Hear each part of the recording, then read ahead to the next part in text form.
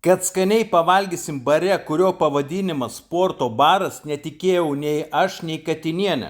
O ir ko gali tikėtis bare, kurio lentynose vietoj alkoholio sudėti kokteiliai sportininkams? Katinieniai labai patiko salotos su keptomis krevetėmis. O aš užsisakiau pizzą už 2,50 €, kurios per žioplumą nenufilmavau, tik nupaveikslavau.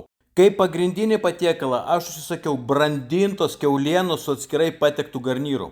Na, o Katinienė neabejinga žuviai užsisakė lašišos kepsnį. Gerai iškepta žuvytė, puikiai parinktos daržovės ir bulvės. Bulvės pasirinko pati Katinienė vietoj kruopų. Tad dėl bulvių prie žuvies nemėginkit kaltinti baro virtuvės. Kad pasvaly ir dar bare su pavadinimu sporto baras aš gausiu brandintos kiaulienos, tikrai nebūčiau niekuomet patikėjęs. O dar tas atskiroje lėkštėje patektas garnyras, po tokios porcijos iš tikrųjų reikia eiti pasportuoti. Gal Katinienė šio deserto ir nebūtų užsisakius, jei padavėjai nebūtų pasakius, kad jis be pridėtinio cukraus.